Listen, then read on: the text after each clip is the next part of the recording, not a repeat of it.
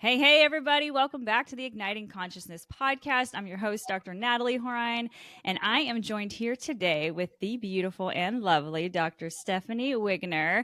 And it just so happens that before we get into talking about who you are and your bio and everything else, I just have to share with the listeners here that we're all about alignment and manifestation. And yeah, we talk about the woo and we want to know how to live it, how to embody it, how to be it, how to allow it to play out in your life on a day to day, and then how to expand your mind into areas that you didn't even know were possible because we have all these subconscious programmings and everything. All that said, before setting up and recording this podcast today, it isn't we're both in this mastermind group. We're both chiropractors, right? And it just so happens that I start to hear a bit about more about you from my husband because we're in different cohort groups. So just for people listening, we're actually not in the same group. This is the first time we're seeing each other right now. But when I heard about you, I was like, I know this woman.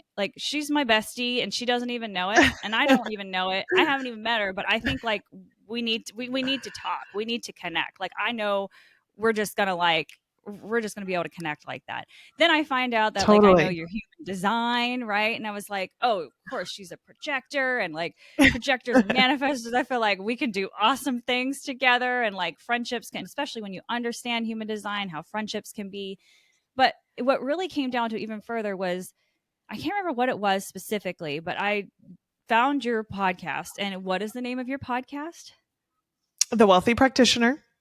The Wealthy Practitioner. So I was listening to one of the episodes in your podcast where you went into talking about manifestation.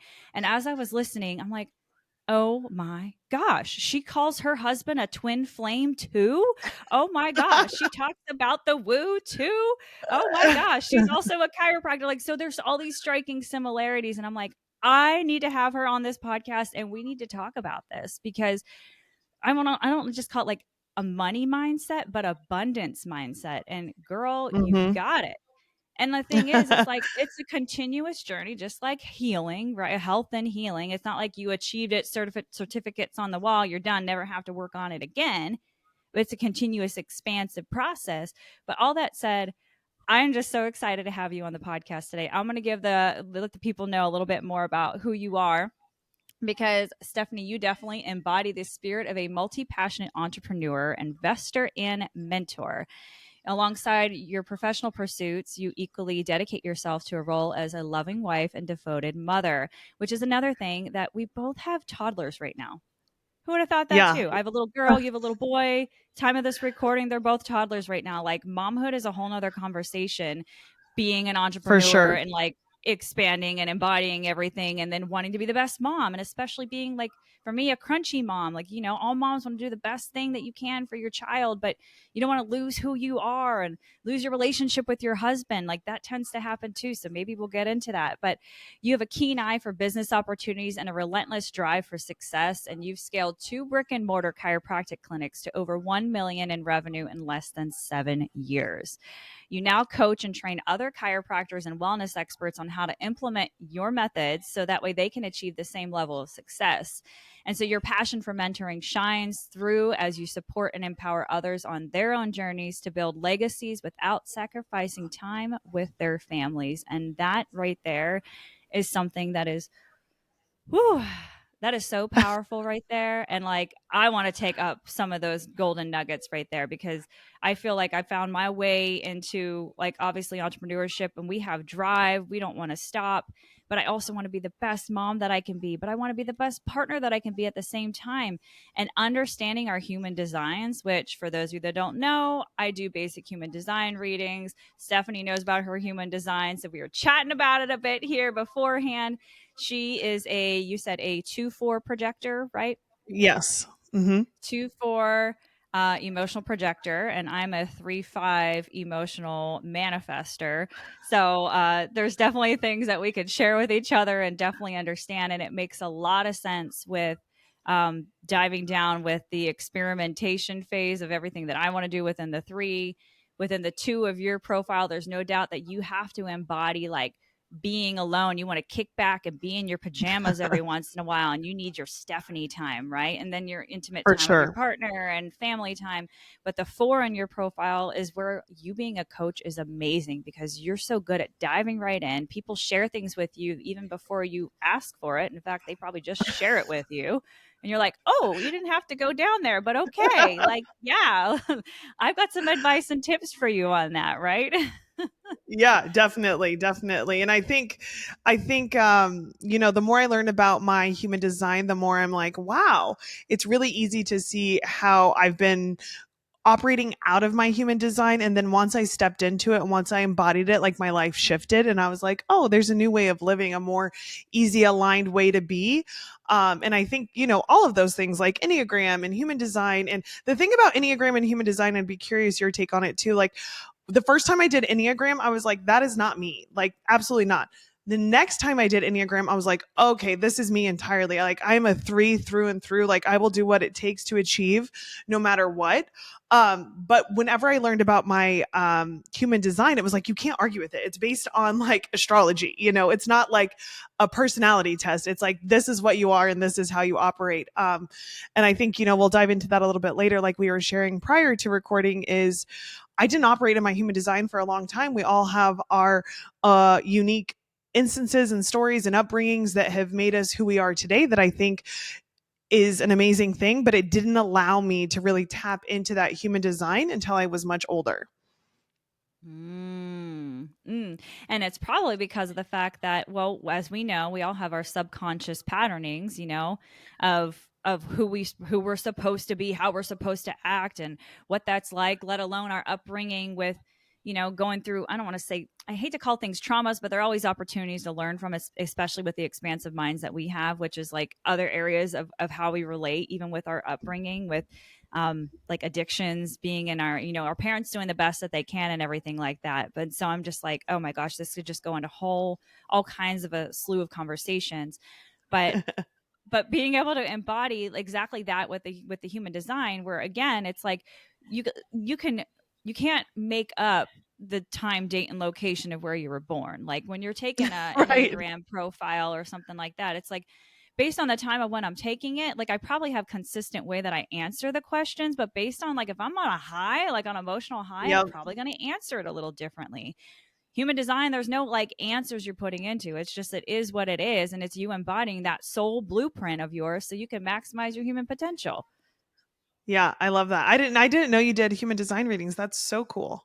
Yeah, I love it. Yes, that's why I'll infuse it a little bit as we're chatting right here. So now that I know that you have the 2 and the 4 on your profile, I'm like, oh yeah, gosh, no doubt. Like one being a projector, like you projector, like my husband being a projector too, and you even said your husband's a projector as well. So it's like 2 Yep. projectors, and understanding this about yourself. The human design is so helpful, not just for obviously for understanding yourself, but I don't know if you knew this. It was actually downloaded and channeled to understand how to raise your children. So I that's how it was actually introduced for me, but I didn't know that's how it was, what it was built upon. But that's how it was actually introduced to me. It was like, you the more you know about the sun, the better kind of mom you could be, you know? And so for my husband and I, both of us being projectors, my son is a manifesting generator. So my husband and I at like a long end, at the end of a long work day, will want to like lay on the couch and my son is just like running circles. Like, what do you mean you guys are done? Come on. Like my day's just getting started. And we're like, no, can we put on Miss Rachel or something, please? We need a break. Miss Um, Rachel, right? That is exactly that. I'm like, literally, Miss Rachel goes on in my head. I'm like, I don't even know like regular music on anymore because I'm singing Miss Rachel nursery rhymes in my yeah. head all the time now. um, but yeah, so I love that. I did not know that, but that's super cool because that's one of the things. Right when I had my son, I was like, oh, I wonder what his human design profile is. So my daughter's a manifesting generator as well. So let me tell you, Mama, we totally get it. Both as manifestors and projectors, we don't have a defined sacral center. And that is like not saying we don't have energy. We absolutely have energy. We just don't have a clear and defined way of accessing that ongoing energy. We kind of have to train ourselves to learn how to access it. Or Hmm. you being around other people that do have it, you can either like ignite that, like myself and my husband, like when we're together, we activate the sacral center together. And so you guys might have that. Or when you're around other people that do have a defined sacral center, then like you just get this ongoing energy and you're like, oh my gosh, I just can't stop. I just feel like I can go, go, go, go, go. And when typically you're like, I need to rest. Like, I Yeah. need to like sit down and like collect myself right now. But all that said, was so we as not having defined sacral centers and our manifesting generator children do, let alone their kids and their healthy kids. So they're already going to be running around with like crazy energy, let alone whenever they've got that active sacral center. And here's the thing with our manifesting generator kids, and this is a little tip with the parents there, is that their minds, like it's already going to be squirrel, like next shiny object thing, but manifesting generators are totally like that, and that is in their design to be like that. Like they're designed to be able to have that ongoing energy and have that initiating power of that manifester energy. And so they might initiate liking something like one day and the next day they're not totally into it anymore. And so what is recommended as a parent is not to say don't invest in the things they're interested in, but like say if they want to get into like what like hockey's a very expensive sport. It's like Yeah. probably don't buy the best of the best equipment right away until you know they're probably going to stick with it longer. Until they're dedicated to it. Yeah. Until they've made up their mind that they want to stick with it. That makes total sense. Yep. And so we're learning this as they're toddlers right now. So the whole world is their oyster and they're kind of learning and squirreling with everything. But we just have to know, like, okay, we've got to create some like rhyme and rhythm to them, because otherwise they're going to like, it's like, don't let, we even say this in practice, don't let the insane run the asylum. Right. So it's like, Right. let's not do that in our Right. households either. We've got to like I love capture that. that essence without like riding down or like dampening down their little soul desires. But Right. oh my gosh, all that said. So, Stephanie, welcome to the podcast, right? Look at this. How quickly we already got into it. We're like already 11 minutes into it and like we're already going into other conversations. But what I really want to get into today is talking about abundance mindset, because like you embody this in such a beautiful way, as I'm just hearing this in conversations through the other podcasts, and then knowing that you're running multiple chiropractic businesses and also doing a coaching business. And like, let me tell you, girl, your branding is beautiful. I mean, like, I'm Thank inspired. I'm you. like telling my people, I'm like, you see this? Like, make me something like this. Like, how can you make me like, how can you show me up like this? Like, you're doing it. You're displaying yourself beautifully, and like you're not just talking the talk, you're walking the walk too. So let's Thank start you. talking about, you're welcome, you're very welcome. Let's talk about, what does it mean to have an abundance mindset? Like what does it mean to you, like within the work that you do? Yeah. So I think abundance to me is really about having it all and knowing what all looks like for me. And so for me, like you said earlier, even in my bio, which I feel like my bio made me sound way cooler than I actually am. But, to me, being a mother and a wife comes before any of the businesses that we own, because I think that's where my true legacy lies in how I can show up for my family. And so to me, being abundance means showing up for them first as my best self. And I actually show up as my best self when I do more of the things that I love. So I love being a mom, but I also have this like serial entrepreneur spirit. And so my husband will joke with me and he'll be like, babe, you haven't went away. You haven't went and like manifested anything new. Like, I think you need a couple days to yourself, because that's honestly when I come back on fire, like ready to serve my family, ready to serve my team, my patients, my clients. I need that time to just be, so I can focus on manifesting, so I can focus on tapping into that energy, because it truly is an energy when you're trying to operate from this abundant space. But because I am that projector we talked about, I will get depleted, and I need space to be able to like replenish that, so that I can come back and be the leader and the mother and the coach and all of these amazing things that I love to be.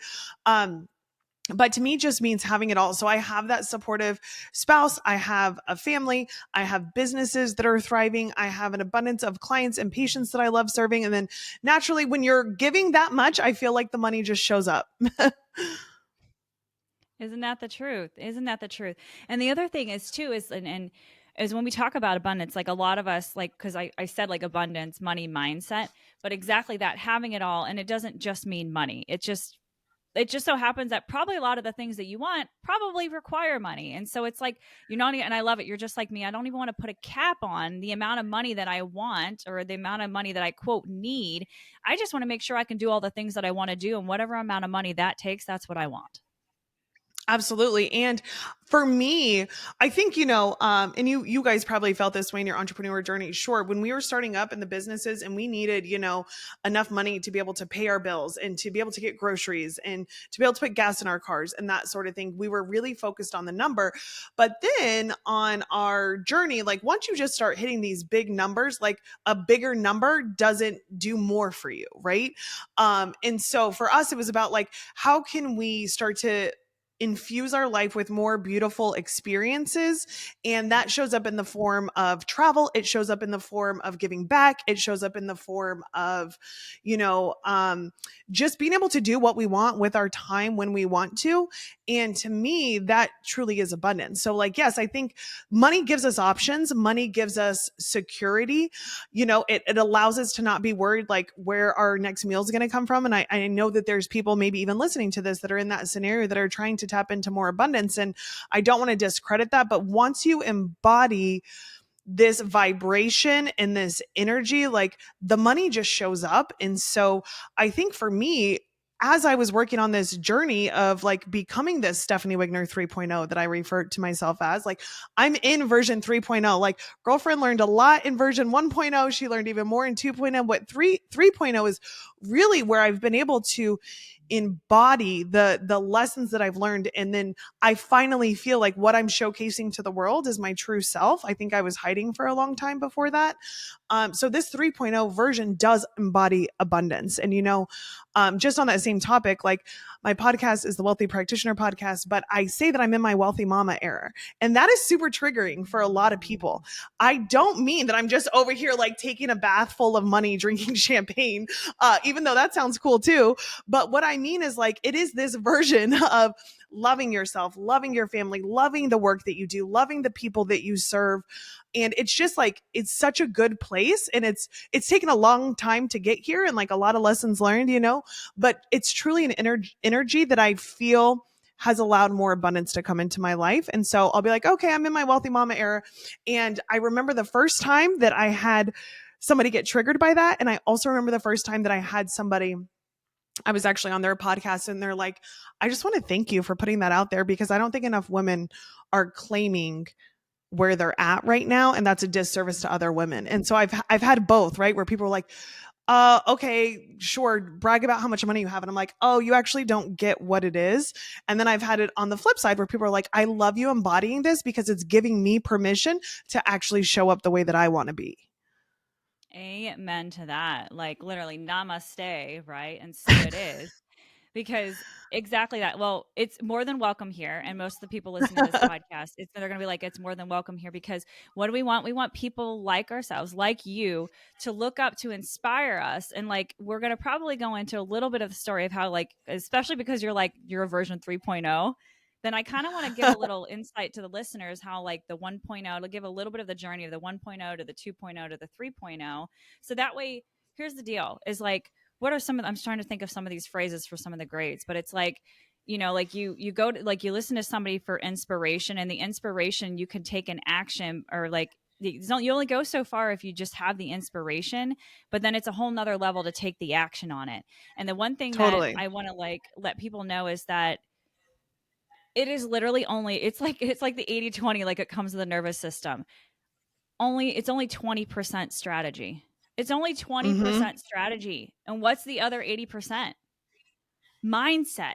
It's your mindset. Mm-hmm. It's the energy. It's the way you embody it, the way you wrap your head around it. And guess what? When you get your mind in the right place, it's like, just like you said, the frequency follows. Like attracts alike. And then the frequency will follow. The things will come in. It will seem easier. It doesn't have to be hard unless you think it's hard or unless you're perceiving it Totally. as hard, right?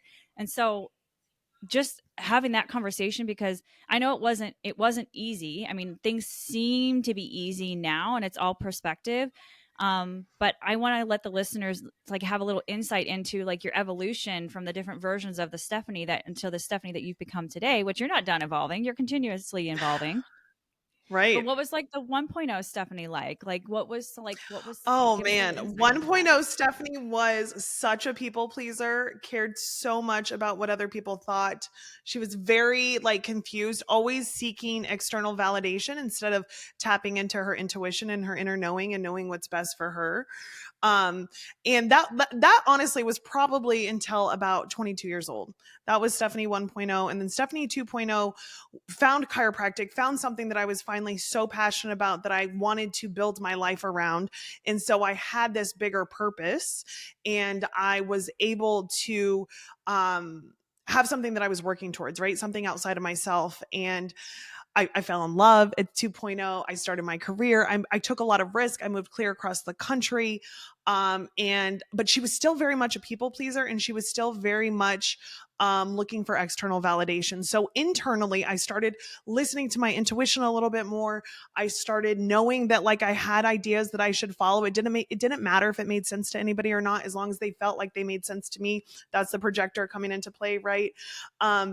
And but she was still really seeking that external validation. And I really truly think I embodied 3.0 when I became a mother, because, I had a very non-traditional from a chiropractic perspective birth. So it was supposed to be a home birth. It transferred to a hospital C-section. And so that really was jarring to my core as a prenatal chiropractor nonetheless. And I'm having a crisis when they're telling me I have to go to a C-section. I'm married to a chiropractor. If you don't know, chiropractors typically opt for unmedicated births. Granted, that's generalizing, but like we like to have as least intervention as possible in our entire life, right? Like we believe innate knows what it's doing. And so I'm literally looking at my husband and I'm like, how the F is a prenatal chiropractor going in for a C-section right now? And it was 42 hours of labor and there was all these things. And I was like, by that point I was like, this is what I have to do. It's fine. But I had to recover from that birth trauma. And a part of that was looking at this underlying feeling that I felt unworthy. And so I think becoming a mother really birthed this new version of myself that, one, yeah, I'm not perfect. That's okay. I don't need to be, but it also doesn't matter what others think of me, right? And I realized a lot with my birth is it was like, what are patients going to think about me? What are my colleagues going to think about me? And it was then that I was like, it doesn't really matter because I have this beautiful, perfectly healthy baby. Like, it's okay if things out of my control transpired into this. It really doesn't matter at the end of the day. Like, it's what I believe to be true. I know that I gave it my best shot. And so that was really the start of this like self-love, self-healing journey that no longer needed external validation. Now, as a high performer and a high achiever, I think that we're constantly like, I have mentors, right? Like I use my husband as a sounding board. I want other people to give me their feedback, but it's different now to where their answer doesn't change what I do or how I act or how I perform, but it just gives me more insight. It gives me more ideas to consider, and I'll either take them or leave them based on how I'm feeling. And that to me is what really has been the shift in Stephanie Wigner 3.0, is that I really just love myself more than I ever have. And I'm happier with where I've always been proud of the accomplishments and the achievements, because naturally throughout every version I've achieved something, because that's just the type of person I am and I will continue to do that, right? But it doesn't matter if I hit all of these crazy business metrics if at the end of the day I'm still wondering if I'm enough. And so in order for that to be shifted, now I feel like it's a vibration that even if I we kind of ebb and flow just like our businesses, just like lives. And my husband and I, we were laughing this weekend as we had some time off, because we were like, wow, this is the first time with it being Thanksgiving that we've had 3 or 4 days where we truly have felt like it's okay to unplug, because our teams are unplugged and the world's unplugged.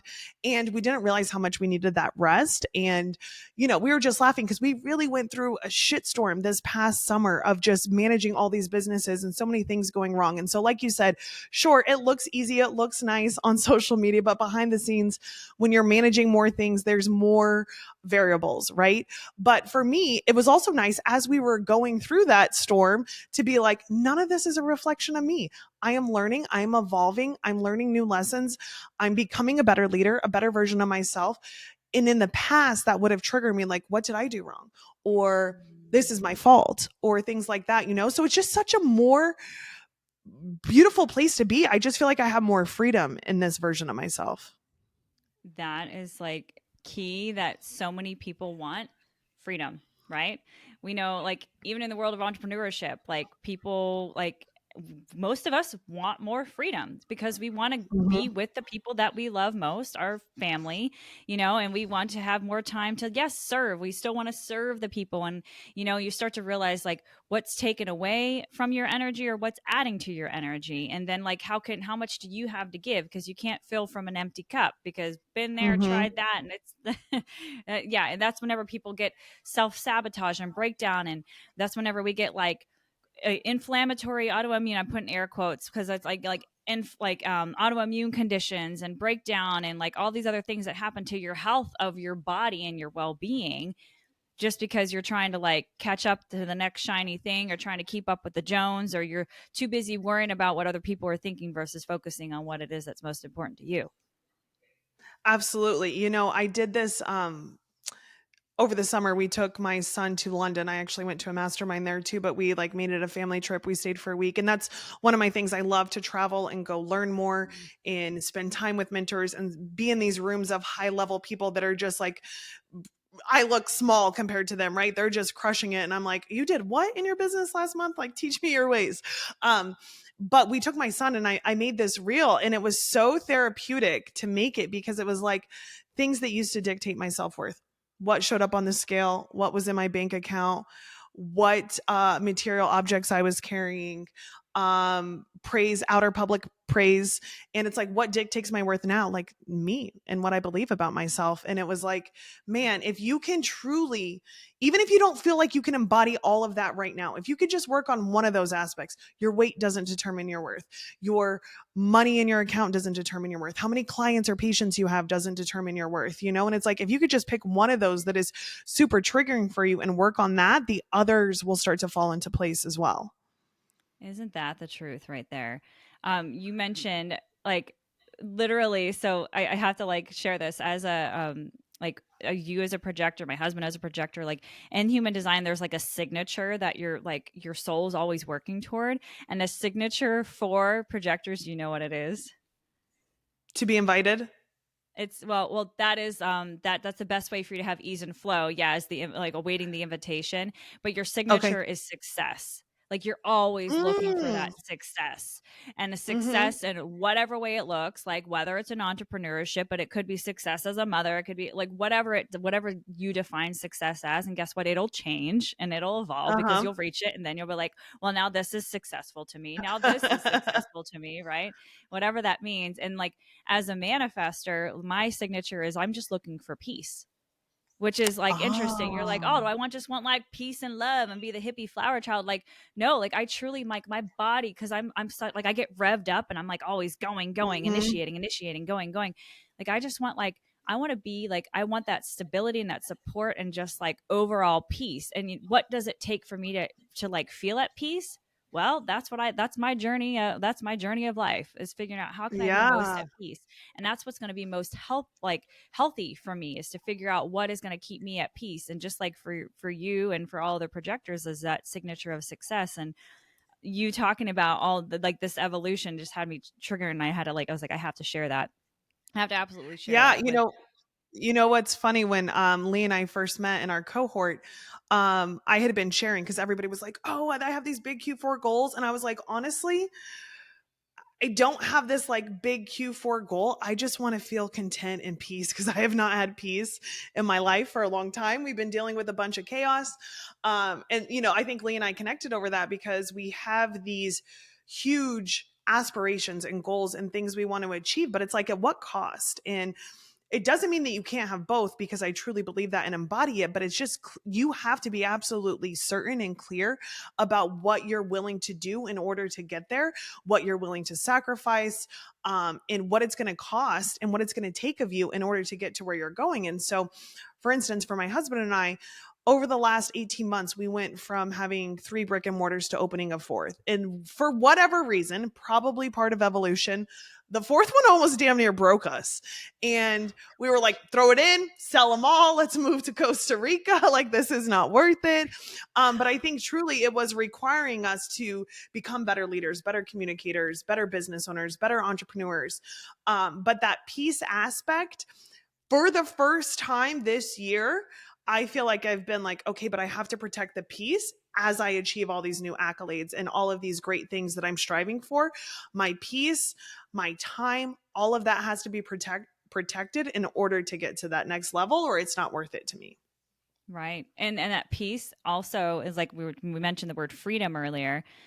That's part of the freedom. You want to have that time freedom. You want to have the freedom to be able to ebb and flow with the different various stages of life throughout entrepreneurship, throughout wanting to travel, and like add that to the list of another thing that's similar. Literally, Lee and I were like, we're trying to figure out like when we're going to go to Costa Rica. We're like, we need to go out to Costa Rica at some point in time. We're probably going to do retreats out there at some point in time. Is that happening? No, it's not. In like not in the it's in the vortex, so it's happening. It's just a matter of Right. when. I can't worry about the how right now because otherwise that'll just stress me out. Like not worth it. Totally. But add that to the darn list of Costa Rica. Like so, we're gonna have to like all take our families to Costa Rica sometime because Hey, that's that is something my else. On dream. My, going to my Costa dream is Rica. to, oh, well, so we've been to Costa Rica, but my dream is to have other families that we know that have time freedom and the financial abundance to do so, because it's not doable for every family. You know, we travel a lot. Um, the time freedom to be able to do so with similar values, so that like, you know, our kids are eating these home cooked meals rather than like we're not stopping at McDonald's while we're traveling. No. So similar values and all these other things, and to be able to do that, because I think it's super fun. You know, for Kyle and I, we always said that we wanted to world school. So travel around the world and bring our children with us and be able to teach them about different cultures and things like that, especially because Kyle and I grew up like having to learn hard lessons. As we've achieved more and had this level of success, it's just inevitable that our children aren't going to have some of the hardships that we had growing up. So it's like we have to be able to teach them and humble them and let them see how blessed they are and how much we still need to give back. And I think traveling is a beautiful way to be able to do that. But yeah, let's go to Costa Rica for a month. I'm down. Oh my gosh, I've got like goosies. Like I don't know if you could see it. Like I mean, you can't really see it. I've got the goosebumps. Like as you're saying that, I'm like in the vortex. Like it's got to happen. It's just however, when, I don't know. It'll present It'll itself. happen. But And even with you saying that, like, you know, where you're saying like it's out there, it'll happen. I actually have my I don't know if you could see it, but my vision board is always on my phone every year because I just want a constant reminder of like here's what we're working towards. But for last year, I put start a podcast and like write a book. And I was like, that was kind of a big a big goal for 1 year. So but it's out in the vortex. It'll happen eventually. The podcast is done. Now I can focus on the book. yes. And you probably have a lot of content from what you're talking about in the podcast of how it can be like reproducible and replicated and now vocalized. In fact, you probably can get transcriptions of it from your podcast. And then here you go. Now it's in writing and now you just There organize you it go. differently. Like I love that. that's your jam as a projector. You guys have like you guys can see how things iron out. Like you're really good at being able to see what people are good at. You can also see Mhm. whenever they're doing things that are not in alignment for them. And like sometimes that's and I'm sure as a coach, and correct me if I'm wrong, I mean, that's why people are hiring you. People hire you as a coach because you're gonna like lay it straight to them and be like, okay, here's the raw and real. Like, why are you doing that? Like you don't love what you're Yeah. doing. Why are you doing it? Right? Like, why are Yeah, you and wasting your time on that? I think so often too in like this social media era that we're in, where it's like everybody just gets their inspiration, their ideas from social media. I'll find that I have clients chasing things that are completely not meant for them, or that they don't even desire, but they saw somebody else have it. So they naturally think they want it too. And it's like a lot of people, like maybe they hate travel. So why do you want to go spend 2 weeks in Costa Rica just because you saw somebody else do that? Like you have to do what's in alignment for you, you know, whether it's $1 million practice, whether it's like getting your dream car or something, it's like, just make sure and it's alignment for you. But I do have to be the caller outer sometimes of like, hey, that's not what you told me your goal was, but this is all of a sudden all of your time and energy is going towards. Is that really what you're working towards? Yep. Yep. And that right there, it's and that's where it's like we said earlier when I was asking if you knew what your signature was, which is success, but how you make sure things are coming or will continue to come easy for you is like awaiting that quote invitation. And well, as a coach, you've already been invited. People are hiring you on as a coach. So they've invited all the tips and tricks so that way they can like find their way into like whatever level of success that they want to accomplish. So kind of like pivoting because I'm like, oh my gosh, I just love everything we're talking about. Give me a little insight into so being the host of the Wealthy Practitioner podcast and your business, you work with other not just chiropractors but health and wellness practitioners, right? Yep. And Yep. so So about give me 90. Go ahead. Sorry. I was just like, give us the insight into that of what that looks like and the type of people that you help, and like, we'll just drive from there. Yeah, so I would say about 90% of my one-to-one or mastermind clients are chiropractors. But I do have a couple different offerings within like my consulting business. I've worked with contractors, I've worked with salon owners, I've worked with um, like nail techs, like any kind of small business. I feel like I've been able to help, but my niche really is obviously health and wellness brick and mortars because that's what I have a lot of experience with. And then I've also helped those clients start coaching businesses of their own, whatever they want to diversify into. Um, but yeah, I just have so much fun with it. And I think it is the projector aspect of it because in I still love serving patients. I probably work in my brick and mortar like 3 to 4 hours a week taking care of patients. And those are really my like my OGs, my wellness, my people that have been with me for a long time. So they can count on me to be there every Tuesday afternoon to see them. But you know, outside of that, consulting was just this breath of fresh air where I really got to dive into my human design and like some of the insight that I give, like sometimes it comes through me and I don't even know what it is. And I'm like, dang, that was good. I need to write that down, you know? And the client is like, oh my gosh, this is going to completely change my life. But so I love that aspect of consulting. And the same thing with the podcast. I think I put off a podcast for so long because I want to be clear that I don't overcommit myself. And it's really easy for me to do because I truly love working. And so for a long time, I put off doing the podcast, but I realized like I could either make it a hassle or I could make it fun. And I've had a lot of fun with releasing that this year through an epic, like all white party. I'm like, you know what? I know that I will put this podcast off unless I commit to throwing a party. So I sent out invites and I was like, hey, we're having a podcast launch party. Here's the date. I'll see you in the backyard, dress in all white. We'll have lots of champagne. And we had the most fun time. But guess what? That party was approaching and I was like, cool, I have to start recording my podcast because you can't have a launch party without a podcast. So sometimes because I am juggling all of these hats and, you know, doing all of these different businesses, I have to put these timelines on myself. They're a little fabricated in order to hold myself to a higher level of accountability. But you know, I've had so much fun doing the consulting, and I really love just helping people, all people, but definitely women, tap into their deepest desires and knowing that everything that they want is possible. Because I think, as you know, even as little girls, we're primed to be like, oh, you can be a mom or you can have a business. You can make six figures or you could be a really good wife. You could, you know, be in shape or you could be a boring stay-at-home fluffy mom. And it's like, well, you could be all of that, right? And it's like there, and I'll be the first to say, being a working mom, I know that the times when I'm staying at home, it's much harder than actually going to the office or working with my clients. And so when I say just a mom, I just meant like you can still be a mom at home in shape. You know, there's all of these dichotomies that we're put into from a young age and we're forced to think about. And for me, it's like I didn't really want to play by any of those rules. And so I want other women to see that they don't have to play by those rules either, that they kind of get to make their own. Yes, like mic drop on that right there, right? Just don't drop the mic here because we're recording, right? But that said, I mean, literally, it just like when you said that, that actually made me think about when I was listening to one of your other podcasts prior to us recording this, was that exact that or mentality that like as a woman growing up, it's like exact things like you can't be at all. And I even remember, and like, love him, but my father-in-law, my husband's my like my father-in-law is a serial entrepreneur, which like me moving or like marrying into the family, I was like so excited because markedly different than the family that I was born and raised in. You know, it was like, okay, there's a totally different mentality here. That all said, I remember the day that we were sitting down in his living room and we were actually like brainstorming around because we wrote a book together. Like, that was like one of the things that was like a requirement, as and lovingly he wanted to bestow upon us as young doctors, that in order for us to not seem as young, we needed to be authored, We need to be authors, and and we wrote a very heavy book, which actually is still available today on Amazon. And like all the things are true that we got into it, but we actually practice markedly different. But push that aside, that table that.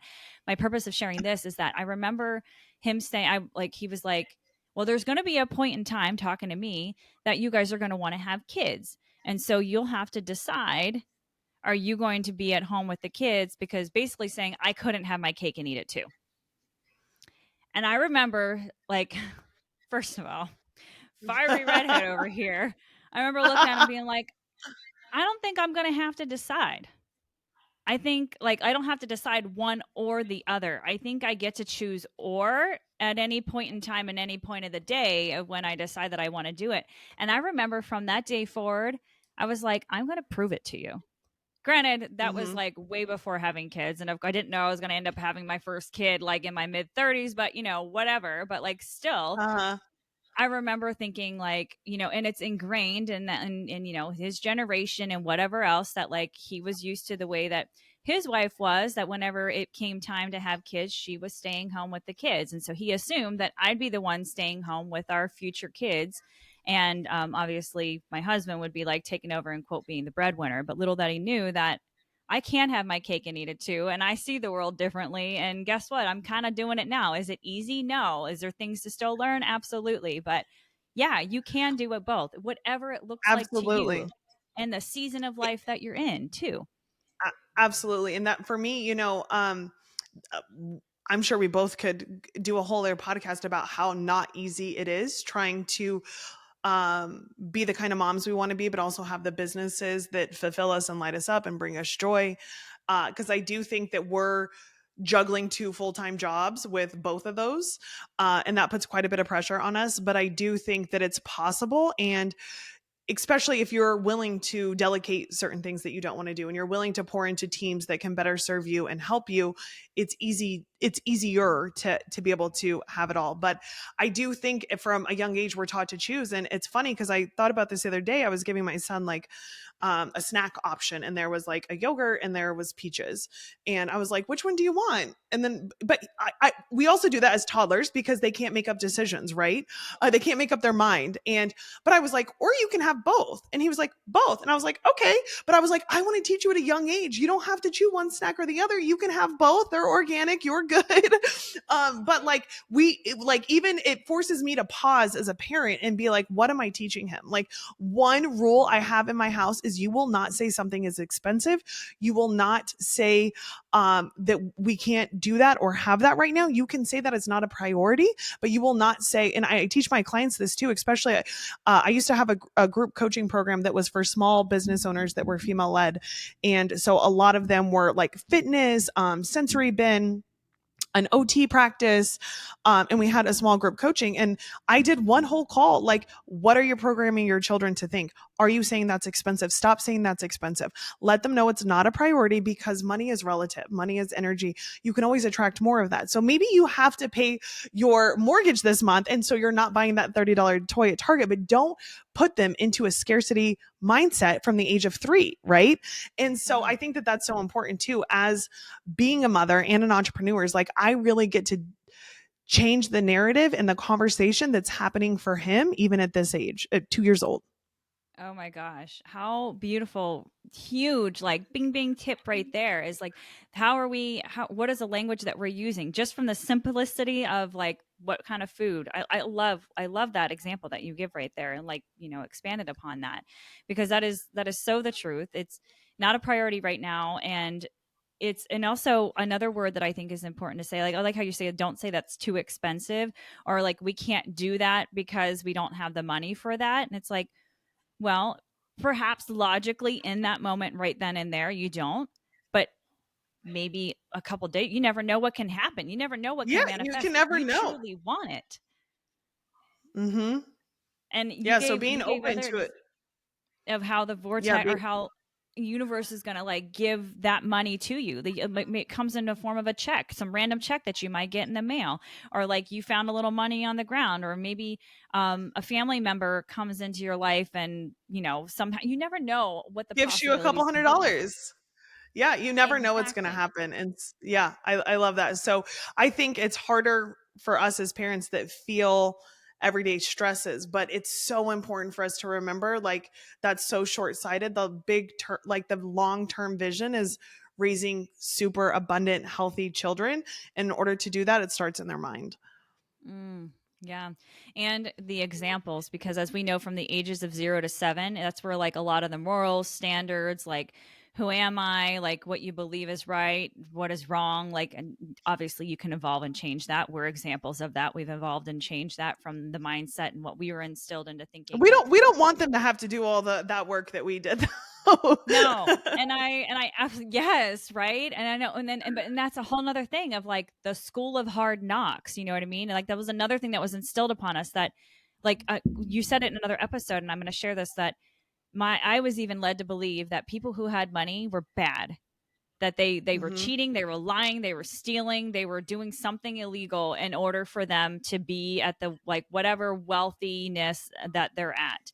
And when you had touched base on that, like that is a subconscious patterning and programming that I wouldn't have been able to say that, but like, yeah, I was under the illusion of like, well, I don't want to be a bad person. So like me not wanting to be a bad person, and because my subconscious had that pattern with a, well, if you're not a bad person, then you're probably not going to have the money. Like I didn't put that together, but like that could be happening with you That's listening to this what's podcast, happening. people. Yeah, is Hmm. that like now because you those two were associated together, and if you're like, well, I don't want to be a bad person, so now you might automatically be having like a lower frequency lack mentality when it comes to finances, just because you don't want to be that bad person and you think that people who have money are bad people, or that they're flaunting I it too much. That's another thing. Like, or you have to be humble. Like even in like Lee's family, where I'll just share this, I'm putting it out there. Like he had a totally different upbringing than I had, beautiful upbringing, but they were like very adhering to being humble.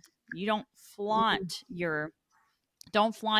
And it's like, I understand that. I totally do understand that. But at the same time, you were like, they bred it into him being like, hmm as he was getting older, that like you don't talk about your wins, you don't talk about your successes, you don't talk about the things that you're really Ah, proud of, you don't talk about the fact that you're so proud that you did all this flipping research on getting the new Subaru Outback in 2017 and you got it right off the lot, and then now like your family's saying what the f, you know what I mean? Like who are you to uh-huh. flaunt like, and like that's given an example of that, let alone where we're at now. But you see where I'm going with that. Yeah. Yeah. I love what you said about the association. And I often find this too when I work with clients, like just to give another example of how we don't really understand the things we're associating with one another. I was doing a coaching call the other day and he was like, yeah, so, ever since we took that week off, like the practice hasn't been able to recover. And I was like, stop right there. I don't ever, ever, ever want you to make the association because you take time off, your business is going to suffer. That is not why it suffered. It suffered because you didn't have the right systems in place. You didn't have the right communication. You didn't bring the energy when you came back. It has nothing to do with you actually taking time off. And as a young entrepreneur, if you make that mistake, you are going to work yourself to death and you are going to burn out. And it's like, we do this all the time throughout our days and throughout our lives. We're constantly associating things together that don't belong. We're giving more meaning to it than it needs to be given. And it's super important for us to be like, wait, did I just put those two and two together, but they really don't belong there? Or does it actually make sense in this instance? Because I think sometimes we're caught up on the other way where we're associating things together and it's actually limiting us. Yes, yes. And that's the same gosh, I love this. The same thing with the subconscious, but if we're going to go down the programming that we all have, is even with the like you have to work hard in order to achieve. Mm-hmm. And again, I mean, and I live by that. My type A personality is what's brought me the success of where I'm at right now, right? So I always like joke and say like I want to have a better relationship with my adrenal glands, because my adrenal glands are very good at like sputting out everything they need to do to keep up with all the things that I want to accomplish, and like I've accomplished a lot with that, and like I not really good at stopping and quote smelling the roses to enjoy it.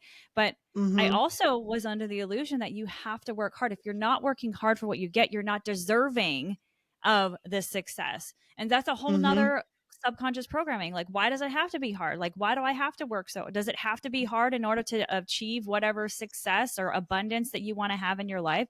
Does it have to be so Mm-hmm. hard? It doesn't. That's a whole other Mm-hmm. mindset thing. Totally. I used to pride myself on when I would do 12-hour work days, and I actually will see it like back on my Instagram stories. Sometimes, you'll be reminded. And I remember there's this one that popped up like a few months ago, back probably from like 2018, that said like, oh, just finished a 13-hour work day and like going home to work on something else. And I was like, why did I use that as a badge of honor? Why did I like, but it was my programming. It was my trauma that was like, if you work, like you're good if you work hard, and if you work hard, you'll achieve more.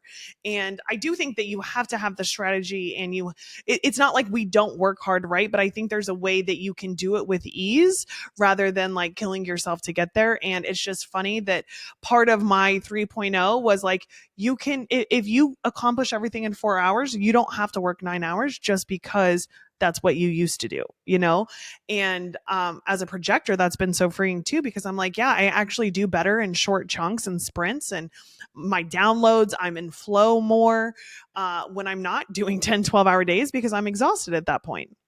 Exactly. And you just said it right there. Like you are at your like strength zone, like as a projector of like understanding, like, can you keep going? Sure, you can, but you're probably going to approach like burnout. And that was another thing I wanted to Mm-hmm. touch on there too, is like, I mean, even Lee and I will, some other time I can share a story of how like we literally reached burnout in 3 years when we first started off our chiropractic practice. And like literally it came down to the fact that we weren't doing things that were totally in alignment with us. We were trying to live out Mm-hmm. somebody else's legacy.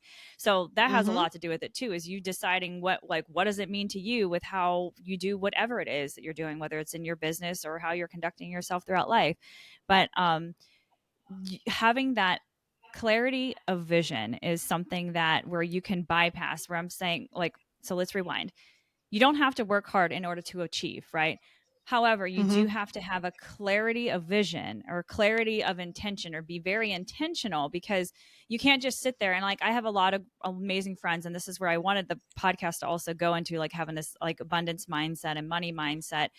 And you can't just meditate on it. You can't just sit and meditate on it and it's all going to come to you, right? Like as much as I Correct. love it, the whole like, let me just think about the money just coming into me, and like, yeah, you can think about that, but like you actually need to take inspired action. So let's talk about that a little bit Mm-hmm. too. Yeah, so I think that's why vision planning, I've hosted like an annual vision planning workshop for like 4 or 5 years now. And that's the thing, is it's like, you don't just put it on a vision board. You can't just put it and be like, okay, now I'm going to meditate it and the universe is going to send me it as long as I write it in my journal every day. It's like, no, you have to take the action that's required for you to achieve. You can just not be associated with the how. So, I'm going to launch a podcast. Well, I'm going to start to do the research. I'm going to see what it takes. I'm going to see what kind of mic I need. I'm going to see what I want my background to look like. I'm going to see where I'm going to host it. And I'm going to start learning and doing my own research. And then if opportunities fall in my lap, then one, you're on the right path, right? Because the universe is giving you little signs and synchronicities that you should keep going. But two, it's like, it's also happening for me because I'm taking action on actually achieving the thing that I said I was going to achieve. Like if I just would have put this little podcast on my vision board for this year, there doesn't mean that a podcast would have just magically went out into the interwebs. That's not how it works. No. I mean, perhaps somebody could have called and like spawned an idea, but then you would have had to answer the call and then like, oh, like I don't know, and then also what are the other steps? And I think I'm going to kind of like walk into this that you probably even coach your people on, is like whenever like seeing those synchronicities. Like what does that mean? So let's talk to the audience. The audience hears me talk about this a lot, but I want to hear you talk about it, like how you apply it and how that can help you along your journey as well. Yeah, so I'm constantly auditing my day and my week and just like my life for synchronicities. So, how things are just working out, how things are falling into my lap. Do things feel easier? And it doesn't mean if they're hard that they're not meant for you or that you should divert and come up with a new plan. Sometimes it's funny, I just recorded this too. Sometimes the resistance is there is to make sure that you want it bad enough, right? To forge you into the person that you need to become in order to achieve that thing that you want to achieve. But at the end of the day, I think if you find enough misalignments, maybe you're on the wrong path and you should stop and pause and say, like, is this really what I'm working towards? Is this meant for me or not? But I love looking for synchronicities. And I think too, if you look for them, you'll find them. So it also gives you this energy to just keep going after the things that you desire. Exactly, exactly that. And you've touched on something else with the synchronicities of having the vision. And then we also need to express that gratitude, right? Hmm. So that way we can attract more of it. So it's like, I see you, universe. Thank you. Like acknowledging it. Yep. Cause if you just like pass it up, it's almost like nobody likes that whenever especially like if we're going to talk human design, um, to not be seen. Like as a projector, it's like really important Mhm. for like you, like what you truly want is you want to be seen, you want to be heard, you want to be recognized, right? Everybody truly Mhm. wants that, like across the board. But like if somebody, so say you do something and if you're not receiving the recognition for it, then you're almost like, does it make you really want to do more? It doesn't really make you want to do more of it. So if we like treat the universe Right. the same way, we're like, hey universe, like I see you, oh thank you, like you take that Yes. that symbolism and you thank it and you express it and you acknowledge it and you pause for just a moment, then perhaps that just makes the universe like that much more fun for you to play with, to provide that many more synchronicities in your life, leading you to the next thing. Absolutely. I couldn't agree more. And I think sometimes it speeds it up too, right? When you show that gratitude, and even when you just acknowledge the things that you have to be grateful for, like that expands. But I do think it speeds up the process when you're pausing and reflecting and showing gratitude. Mm, yes, so much so. With all of that, what would you say is one of the biggest tips that you find yourself repeating on repeat, regardless of wherever somebody's at, regardless of whatever endeavor they're trying to work on, even if it's just like, for instance, like they're like, I just want to find a nanny, or I just want to be able to start, like, we're talking about all these bigger things, but no matter where a person is at, your level of success is your level of success of where it's at, and it can continue to evolve. Hmm. But what would you say is one of the first steps that is important for every person to either do, to embody, in order to just like start this path of like being clear on whatever they're going toward? I really think it's that vision piece, like you mentioned earlier, and like truly knowing what it is you want. And maybe you're working towards three bigger things, right? Maybe you're like, hey, I want to make an extra $10,000 next year. I want to lose 10 pounds and I want to find the love of my life, right? Those are three big things. Really picking one and making that your sole focus until you achieve it. Because I think sometimes when you're just getting started, you're overwhelmed by all the things you have to work on. And so it's like, just pick one goal. And when you achieve that goal and you prove to yourself that you're capable and you can do it, you're going to build this level of confidence, which is going to create that higher energy vibration that we're talking about. And it's going to make it easier to achieve the next thing. First, you have to prove to yourself that you can do the one thing. And once you do that, things will become easier for you. Yeah, gosh, yeah. The proof, like the proof of the one thing right there, just for you to gain your own inner confidence, right? Mm-hmm. And Totally. then allow that to continue to expand there. So it's like this has just been such an amazing conversation that we've had here. So many tips and gems have come out of this already. And I'm already seeing like, oh my gosh, so many other conversations where we could go with it. But we've already approached the fact that we all have subconscious patternings, and we even went over some of the examples that we've had personally and other people that we know of what could be getting in the way of you creating the life that you want or having the things that you want in your life. So working on that, acknowledging and being aware of those subconscious patternings. And then once you're aware of that, like also recognizing synchronicities whenever the universe, God, life force energy, the all is working with you, however you want to Mm-hmm. align with that, to like recognize that.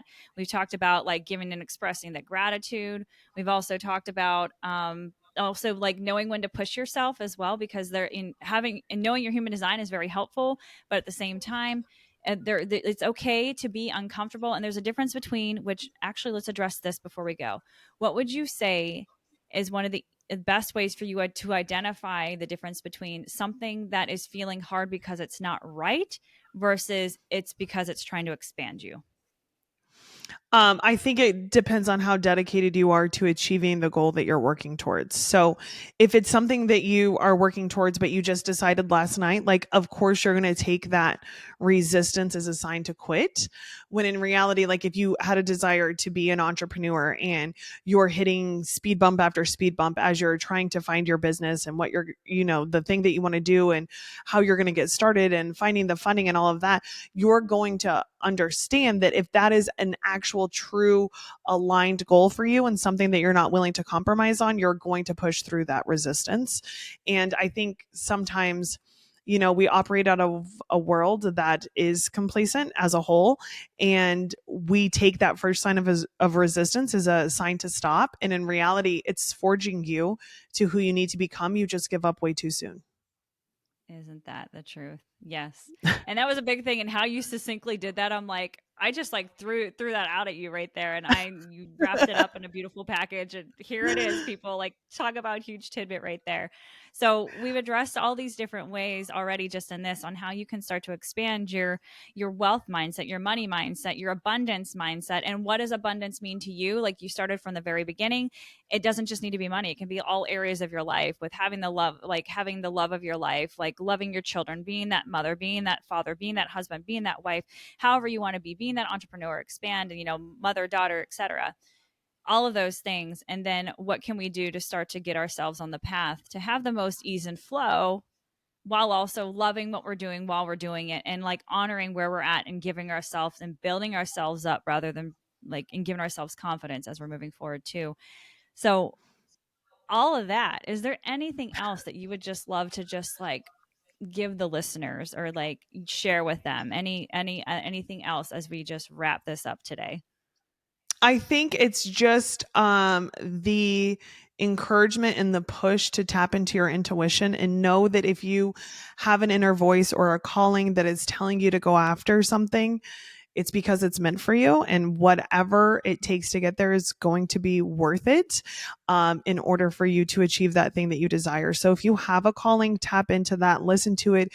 If you have a voice that's telling you to pivot and go a different direction, or leave people, places, or things behind, like, you need to just listen to that and pursue it and see what happens, because usually life's better on the other side.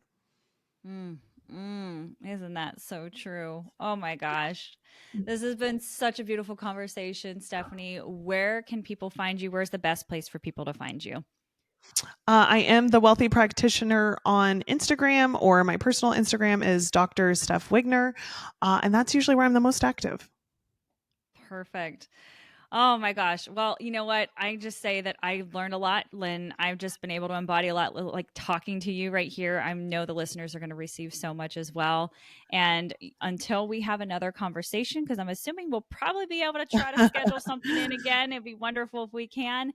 And you have a beautiful rest of your day. And for all your listeners, just know that you have the opportunity to be who you want to be, express yourself the way you want to express yourself. Just follow and embody a lot of these principles that we talked about in here, and you can just live the life of your dreams. Yes. Thank you so much for having me. Thank you.